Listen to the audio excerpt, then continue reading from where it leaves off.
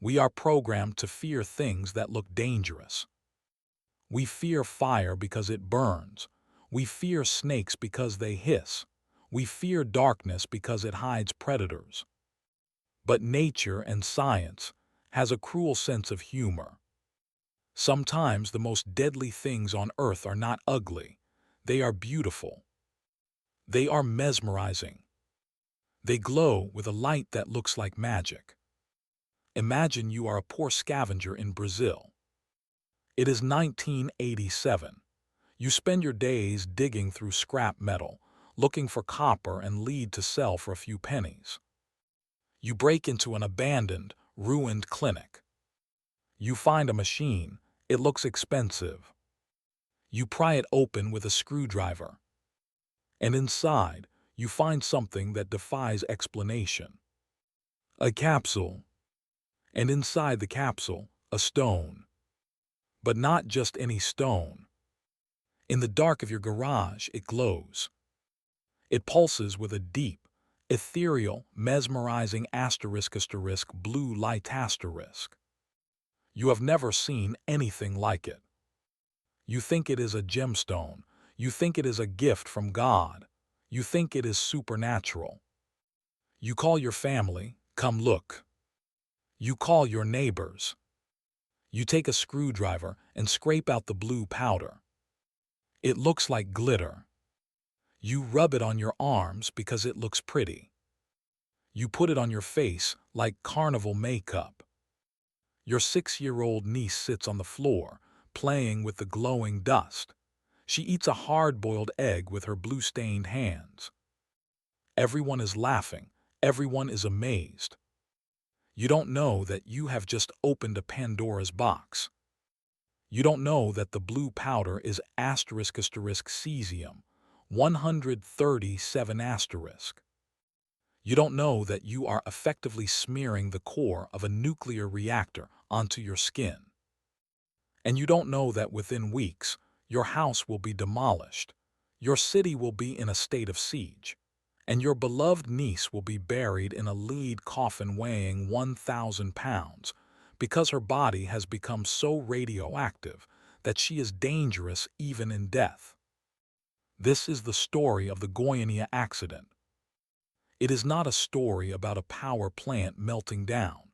It is a story about a nuclear disaster that happened in a kitchen.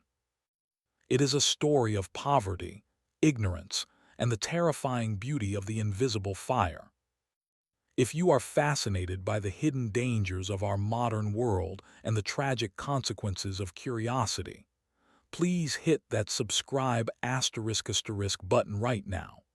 You need to hear this story because it reminds us that sometimes the things that shine the brightest cast the darkest shadows. To understand the disaster, we have to look at the negligence that started it. Goiania is a large city in central Brazil. In 1987, the Instituto Goiano de Radiotherapia IGR, a private cancer clinic, moved to a new location. But they left something behind. They left the building in ruins. And inside one of the rooms, they left a teletherapy unit, a massive machine used to blast tumors with radiation. The machine contained a sealed capsule of cesium-137. This is a radioactive isotope produced by nuclear fission. It is incredibly dangerous. It emits strong gamma rays. The clinic was supposed to remove it. They didn't. The owners and the government got into a legal dispute about who owned the property. The court sent a guard to protect the site.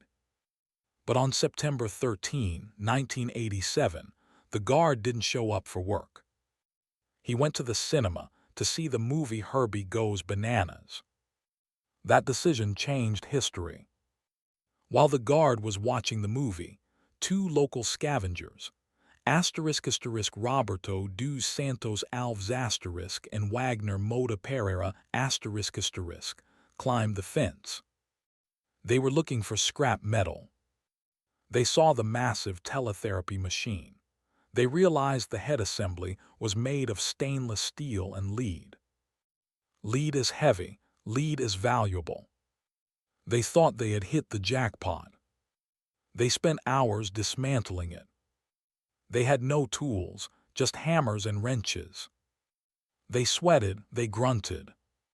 The machine was heavy, over 1,000 pounds.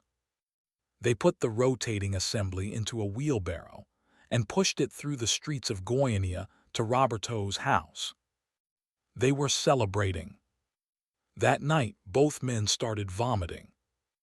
Violent, uncontrollable vomiting. They assumed it was something they ate, a bad empanada, rotten mangoes. They didn't know they were suffering from acute radiation syndrome ARS. The next day, Wagner's hand, the one that had touched the aperture, began to swell. It turned red, then purple, then it started to blister.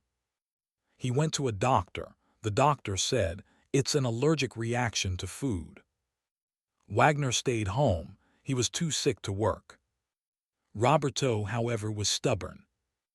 He continued to work on the machine in his backyard. September 18, 5 days later. Roberto finally managed to puncture the capsule. He used a screwdriver. He poked a hole in the iridium window. And that is when he saw it. The light. It was evening, the sun had set. From the tiny hole, a deep, piercing blue light shone out. Scientifically, this is known as Cherenkov radiation caused by charged particles moving faster than light through a medium like moisture in the air. Roberto didn't know physics, he knew magic. He thought the powder inside might be gunpowder, or maybe a precious gem. He scooped a little bit out. He tried to light it with a match. It didn't burn, it just glowed. He decided this was too valuable to keep. He sold the pieces of the machine to a nearby scrapyard, owned by a man named De Ver Alves Ferreira.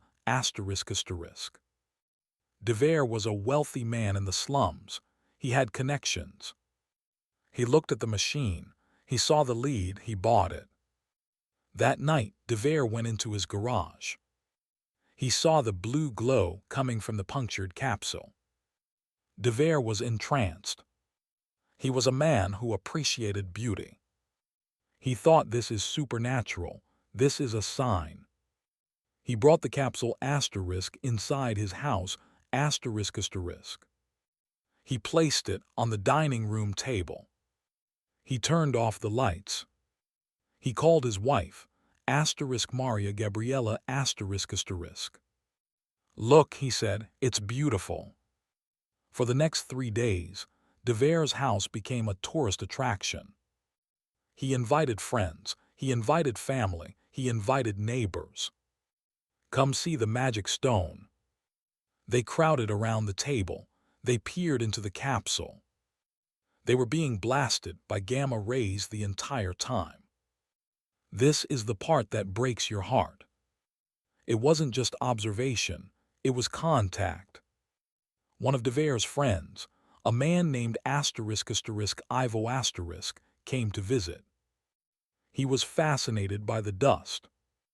He took a screwdriver and scraped a pile of the glowing blue powder out of the capsule.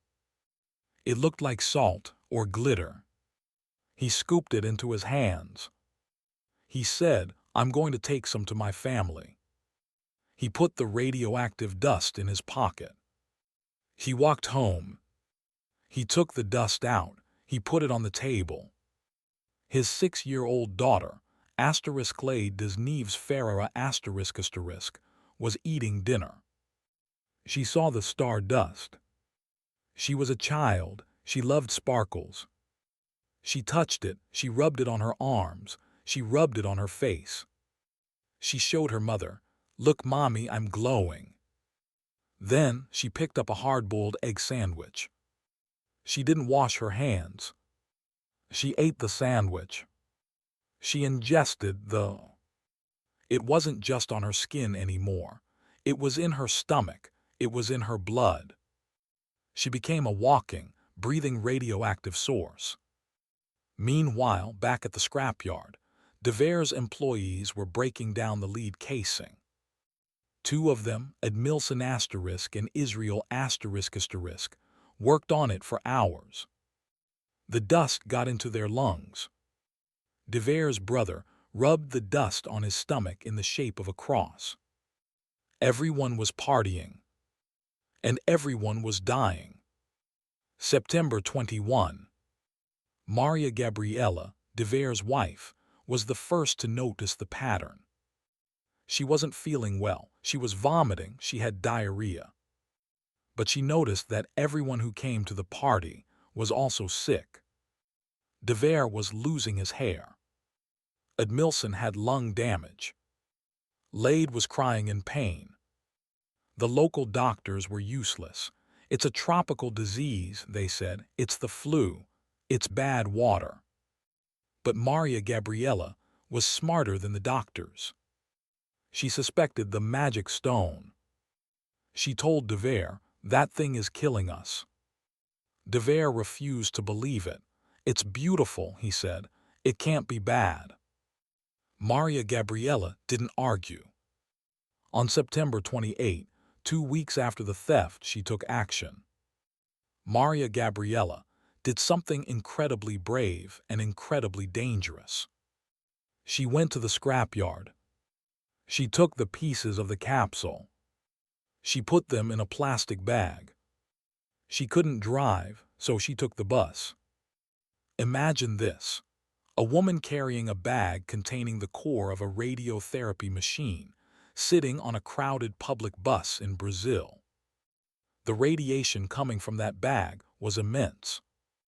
Anyone sitting near her was receiving a year's worth of radiation in minutes. She arrived at the *Vigilancia Sanitaria *, the public health center. She walked in. She slammed the bag on the receptionist's desk. "This is killing my family," she screamed. The doctors in the office were annoyed. They thought she was crazy. They left the bag on the desk. They didn't open it, thankfully. But one of the doctors, Dr. Paulo Roberto Monteiro, suspected something. He had seen radiation burns before. He called a colleague who had a scintillator, a radiation detector. The colleague arrived. He turned on the detector while he was still outside the building. The needle jumped. He thought the machine was broken. He walked closer. The needle went off the scale. He screamed at the people in the clinic, get out, it's radioactive." He realized that the bag on the desk wasn't just toxic. It was a nuclear event. The alarm was raised. The government descended on Goiania. They realized the scale of the problem. The capsule had been opened. The dust had been spread. It was on the bus. It was in the scrapyard. It was in DeVere's house. It was in Ivo's house. It was on the money DeVere had used to buy soda. It was on the pigs in the backyard. It was everywhere. They declared a state of emergency. They had to check *112, 000 people * for contamination. They herded the population into the Olympic Stadium. It was a scene from a dystopian movie. Thousands of terrified people standing in lines. Men in white moon suits scanning them with Geiger counters. If the machine clicked, you were pulled out of line. You were stripped of your clothes. You were scrubbed with soap and vinegar. You were separated from your family. People were screaming. Children were crying. They found 249 people who were significantly contaminated. They isolated them in a special wing of the hospital. The most tragic case was little Leide des Neves. When the doctors scanned her, the Geiger counter didn't just click, it screamed. She was radioactive. Not just her skin, her She was so radioactive that the nurses were afraid to go near her. They put her in a lead-lined room. She was 6 years old. She was isolated. Her hair fell out. Her throat swelled up. She bled internally. She didn't understand why her mother couldn't hug her. She didn't understand why everyone looked at her with fear. She became a pariah. The hospital staff drew straws to see who had to enter her room to feed her. Maria Gabriella was there too, dying in the next room. Leide died on October 23, 1987. She was the first victim of the magic stone. But the tragedy didn't end with her death. The city of Goiania turned on the victims. Fear makes people do terrible things. When the news spread that Leide was going to be buried in the local cemetery, the citizens rioted. They believed that her body would poison the ground.